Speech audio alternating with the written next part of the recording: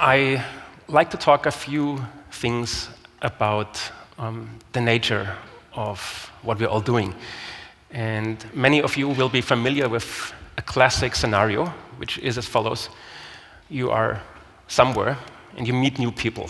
Like you sit in a plane and on a long-distance flight, and at some point you talk with your neighbor, and you're interested in what your neighbor is doing, so you ask your neighbor and saying, what are you doing? Well, I work as an IT consultant. Okay, cool. So what are you doing? Well, I make music. Ah, cool. What instrument do you play? Well, that's a difficult story. I work with computers. And then things get really complicated, because so you are a DJ is one possible answer. And then you have to say, well, no, but, or just a question mark. So the big question is, what actually are we doing? How can we explain this to people? And how we can define this for ourselves, which is also helpful. And I figured out that basically it's a variety of tasks. It starts with playing, because at some point we are all playing things. And in a wider sense, I'd like to include actually turning knobs, triggering clips, moving faders and all these things as playing, because in my definition, playing is everything we do in real time and with some sort of body involvement. And I think it's a fair deal to say that, well, at least 95% of electronic music these days has some elements of playing in it.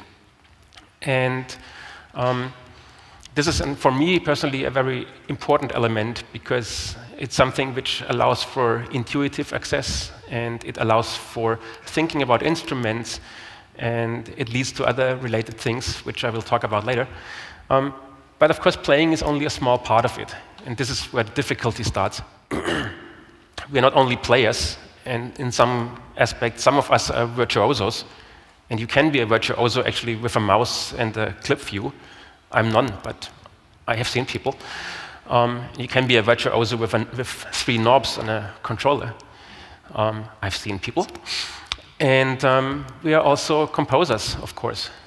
And the differentiation between playing and composing, in my opinion, is actually the non-real-time approach. Composing is everything that needs more time to think than doing. So moving clips, selecting notes, duplicating notes, actually deciding about the structure of a live set, live as in Ableton Live, not in performance, is already a compositional approach, because we make a decision which is very fundamental for the result. So we are composers. We are performers, we are virtuosos, we are composers. Then most of us are also performers. And some of us are performers because they like it. Some of us are performers because they like it and they have to do it because performance is a valid source of income, much more than record sales these days. And this puts some of us in situations where they have to perform, even if they would rather spend time in the studio. The thing with performance is, if you are an instrumentalist, performance is the same as playing. For us, it's most of the time completely different. Because if you record a bass line in the studio, you might not play the same bass line live on stage, but you do something completely different. And this implies that actually performing means you have to compose your performance before that. Interesting thought. What you do is, when you try to translate an existing piece of music into a live performance, you actually start composing again.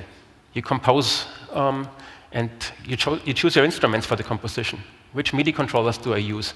How much access do I want to have? Which things do I improvise? Which things do I just play back?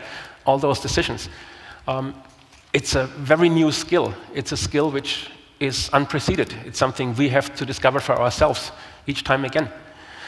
And on top of all that, there's this whole can of worms of us being not only IT people, because we have to work with those machines, but also programmers.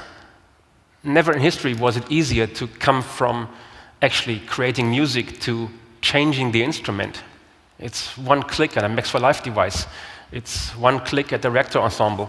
It's one click, and a Kuma script can be changed. there's many, many ways where we can move into a completely different mindset. And this is exciting, this is amazing, but it's also a quite big danger because it's easy to get lost. And this brings me to an interesting point. And of course, you can hack hardware, so another can of worms. And so if you tell someone, okay, I'm a programmer, I'm a composer, I'm a performer, I'm a multi-instrumentalist, something seems to be very fishy, because it's very unlikely that you're good in all of those things. And therefore, we always have to make decisions. We always have to make compromises. We have to focus. And thinking about this, actually, I can understand why some people, for instance, use presets. Because, well, their focus is not on sound design. Their focus is on working with sound to create structure. Fair enough. It's okay that other people, like me, gave up on writing beautiful melodies because simply that's not my point of experience. I'm not good in that, so I don't do it. As a result, we end up with a very, very non-homogeneous group of people doing very different things with the same tools. And this is pretty cool. And this implies also that every one of us has to experiment. And this is where the success-failure topic comes into the game. We need to experiment in order to figure out what we want. Because this live set is an empty sheet of paper, and there is no strict rule how to get from there to a finished composition. And every single time we open it and start again, we have the chance to try something new, try something which we didn't do before. And trying things new is difficult because, well, first of all, you have to have an idea. Second of all, you have to live with the fact that if you try something new, it doesn't work potentially. So it's a challenge. It's much easier to do the same drum loop and the same chords again and again because it works. But it might not be satisfying on the long run. So there's always this tension between doing what you know, trying to get better in what you know, and trying to do a big step and try something else. And this brings me to a second topic here, and this is working alone in front of a computer screen. And I started the Monolake project as a duo, and I tremendously enjoyed the workflow and the inspiration I got from working with another human being. But history changed, and I became a solo artist, and I had to learn to deal with that. And an interesting way to deal with that was actually computer-aided composition. Sounds great. Basically, it comes down to follow actions. The idea is that I'm bored by the same loop repeating again and again. So I set up a drum pattern consisting of several tracks and have follow actions. And this equals to a person playing on the mixing desk and muting and unmuting things at times. It's not really important for me what happens exactly at each moment in time. It's important that there's change. So whilst I do something else, programming a bass line or trying to find a new sound, there is a constant stimulation going on. So I use the computer as a kind of intelligent thing to surprise me. Same thing goes for complex synthesis. Modular synthesizers, for instance, is a good example. You change things, and suddenly things happen which you didn't predict. You can explain it if you know the system, but you didn't predict it. And this creates an interesting interaction, a much more interesting interaction than if you play the guitar, because you can pretty much foresee what's going to happen. That's a very unique way to look at electronics and the capabilities of computers. There's something more to it, and this brings me to instruments. A lot of the cool instruments we like are the result of only a handful of people building them. Or in many historical cases of beautiful instruments, it comes down to a single person. Let's say Lindrum, let's say the PPG Wave, two instruments I really adore. They are awkward at times, they are strange, they are fantastic, and you can clearly feel a personality there. And so when you play with them, you actually interact with the ideas of the person who created those. And this is not neutral. It's not a white piece of paper which perfectly acts according to a mathematical rule. It has flaws, it has beautiful moments, it has nonlinearities, it has all the properties which you would also like in a musical partner. So in a way, my electronic studio is filled with characters. And when I go there, I interact with those characters. And that's a nice way to see it. And of course, the last and big interaction we have if we are performing is exactly the performance, where you are forced to show your work to the audience and see what happens. And I know many colleagues of mine, including myself, who use basically performance as a test bed. So I make a track, and if it's 95% finished, or maybe only 50%, I play it. And then I see how people react. And the moment I play it, I immediately notice, okay, this is too loud, this is wrong, and this is crap. And this is great, but it should be much louder. So the interaction with the audience is very helpful to understand what's going on. And it's an experiment which can fail. Doesn't happen to me often, but sometimes I play something where I really believe it's fantastic in the studio. And when I play it in front of an audience, I notice that it's actually really not good. That's a classical failure. But the failures are great, because the failures pointing in the future, whilst the achievements pointing in the past. If you achieved something, you can say, well, what I did yesterday was really great. If you fail with something, you say, well, actually, tomorrow I'm going to redo the baseline. This is great, because it means you have an idea what to do next. With no failure, why should you do anything else? So there's experimentation. And experimentation can lead to failure. We talked about that. And sometimes experimentation takes much longer and is much less satisfying than you would hope for. And then you have to deal with that. But the problem is with those things, you only know afterwards. So at points, you have to just do it. And one thing which keeps me doing experiments is whenever you think about great achievements, whether is it in the arts or in music or in science or wherever, the achievements always come from people willing to go the extra step and trying things out. And if I do something for a long time and it doesn't lead to anything, it helps me a lot to think about the fact that some of the things I did which led to something also took very long, and they were helpful. There's one early example. Pretty much 10 years from now, I decided that performing live with a mouse is not really good. And at this time, there was no MIDI controller which could do what I wanted. So I decided, as a good hardware engineer, I can build a controller. And with the help of a colleague at Ableton, I worked on a very large-scale MIDI controller of this size, with a few hundred LEDs and knobs and buttons, to completely remote control live session view, to do all kinds of access to things. And it took me more than half a year. And whilst doing it, I always thought I could do at least 2 12-inches or 3 at the same time, instead of I build a stupid MIDI controller which doesn't change anything. It's just a MIDI controller. But I continued because, well, we spent a lot of money and thinking on it, and so let's finish it. As a matter of fact, I used it for 5 years exclusively, and it changed my live performances more radically than any other piece of hardware before. But there were moments where I thought this is a complete failure. And I'm just happy that I didn't give up. This brings me to another project I'd like to talk about, a project which maybe more than any other project I did before challenged what I know, challenged how I work, and put me on the edge of what I'm capable of doing. And this is my laser show Lumiere. Something like 5 years ago, I decided to work with lasers because I was asked by a gallery to do something. And I have an interest in visual arts, I have an interest in audiovisual performances and all these things.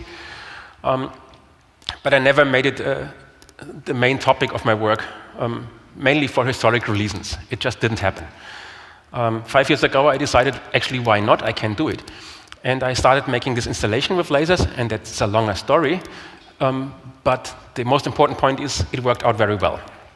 And I was very happy, and I was very excited, because I figured that a laser, in my way of seeing it, is pretty much the same as a musical instrument. Well, at least the laser in combination with a piece of software I wrote for it to control it. And people were asking me, so you're doing concerts with lasers too now? And I said no, because that's too expensive, too complicated. But you know, if people ask you such things, then you start thinking, at least I do.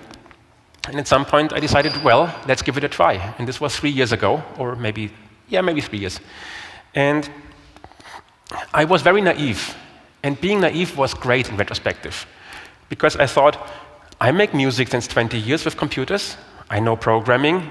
I worked with lasers before. How hard can it be to make an audiovisual show? I mean, I've done all the parts before, right? Well, I spent a few months programming, and I came up with the first version of Lumiere, which was pretty much based on the concept similar to my monoleg live performances, which means I improvise. I trigger clips, and I change parameters with a MIDI controller, and I apply the same strategy to the visual components than to the auditive components. And the result was okay.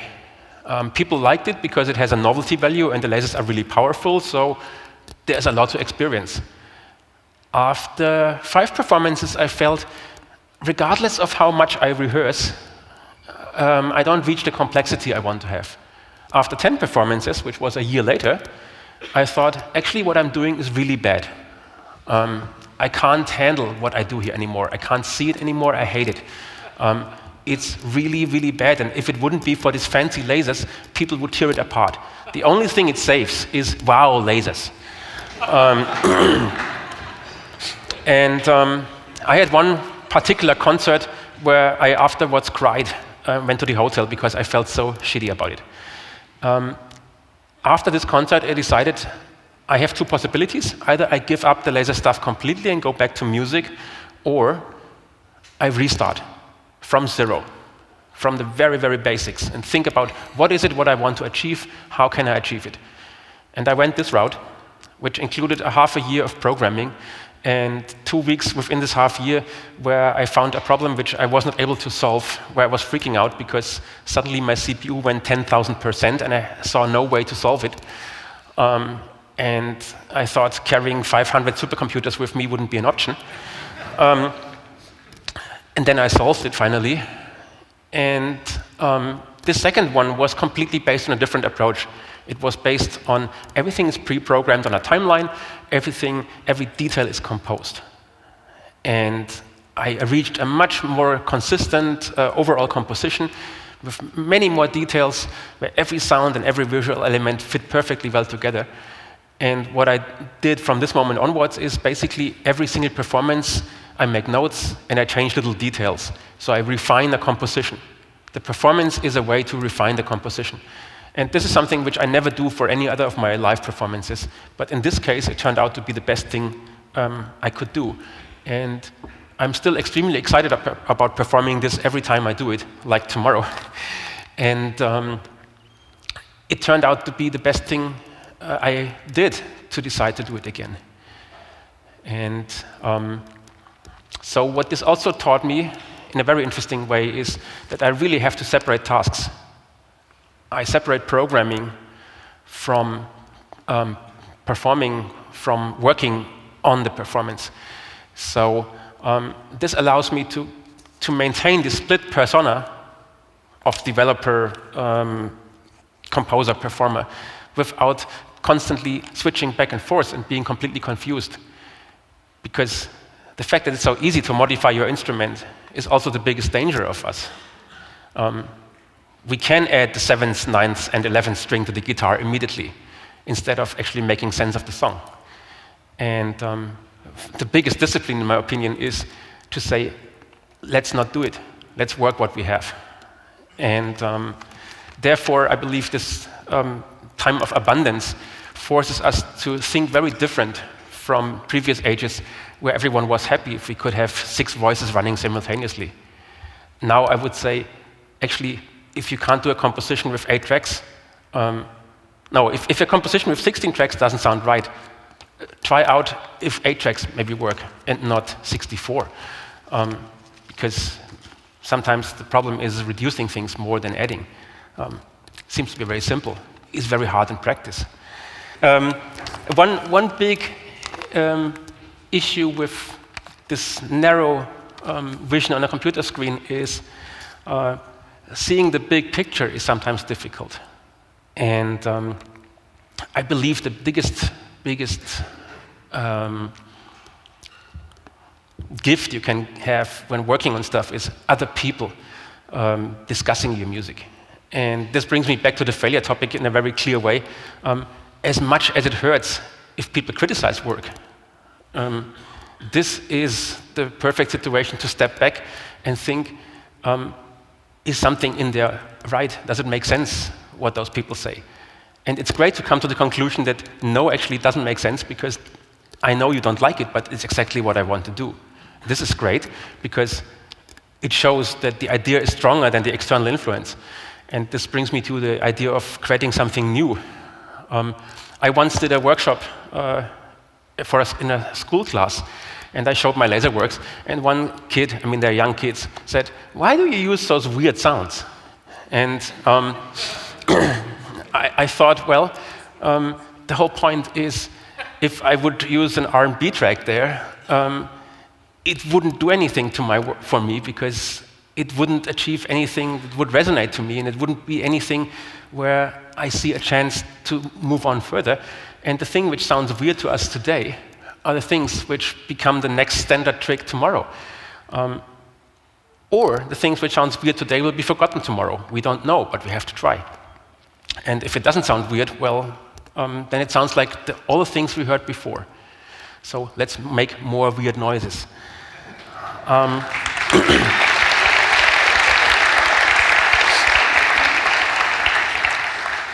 To end this little talk here, I like to talk about a piece of music, just as an inspiration.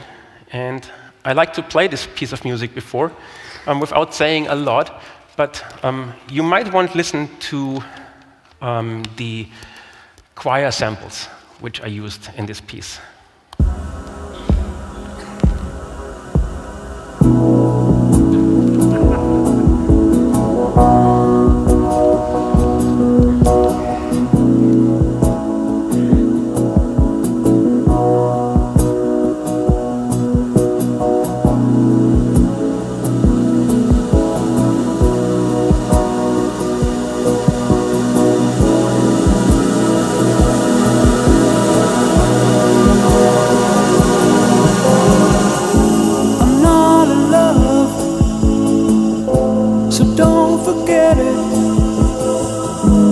Just a silly phase I'm going through,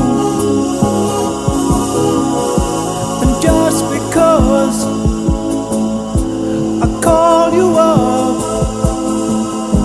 don't get me wrong, don't think you got it made. I'm not in love, no, no. It's because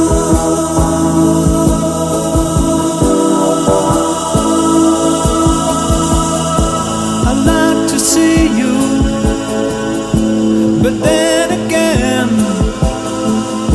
that doesn't mean you mean that much to me. So if I call you, don't make a fuss. Don't tell your friends about the two of us. I'm not in love, no, no.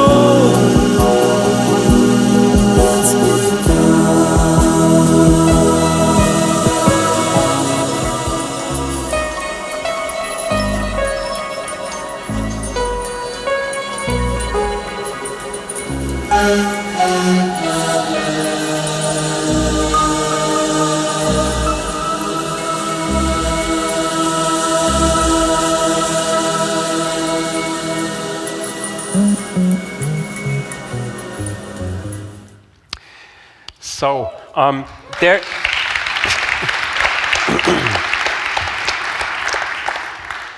so there's obviously choir samples.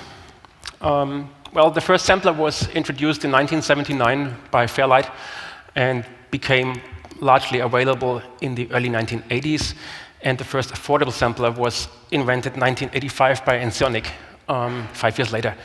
And this piece is from 1975. So, no samples. And this is not some experimental advanced electronics group. This is 10cc, soft rock. And they had an idea. And they had this idea to say, let's make a piece of music which is entirely based on our own voices and add everything else on top afterwards. And what they did, and which is very well documented online, and that's why I can tell you all that, is they started recording their own voices, singing one note, and then made long tape loops using microphone stands in the studio and having a long tape loop running all around the studio space, layering their voices, singing the same note 3 times again, so having 3 people singing one note, then sang another note, again with 3 people, another tape loop of a different length, and they re-recorded all those tape loops onto one 16-channel tape, or probably maybe 2 8 tracks synced at this time. And they ended up with having 1 octave of chromatic notes as very long loops with different loop lengths running on the tape. And then they took those 12 notes, put them on 12 channels of the mixing desk, and whilst the piece was running, 2 or 3 of them together at the same time were moving up and down the faders to create the chords. And that's quite remarkable. And it's not the end of the story. You hear some strange, basically frozen granular reverb choir in the background. How on earth did they do this? Well, they figured out that if they don't lower the fader completely, so they leave all those 12 faders slightly open at minus 30 dB, they get this constant hiss of all 12 notes. So they put a piece of gaffer tape down on the mixing desk. And they created a musical instrument which allowed them in 1975 to record this kind of music. And this is, of course, obviously not a failure. It's a huge success. But I would say this is a very brave experiment, because no one did this before, at least not in the context of pop music.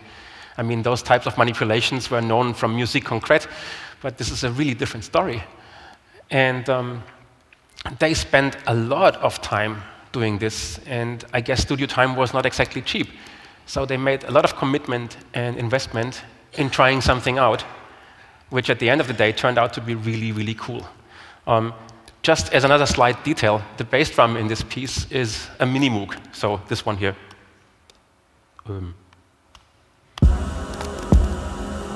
Played by hand. This was my introduction note, and I hope you have a fantastic time here, and I hope you end up being as creative as you are afterwards, or being 10 times more creative because you burst out of new ideas. You find new ways to think about things, you find new ways to do things, or you feel reassured about what you are doing as it's exactly the right thing. And I wish you a fantastic time. Thank you.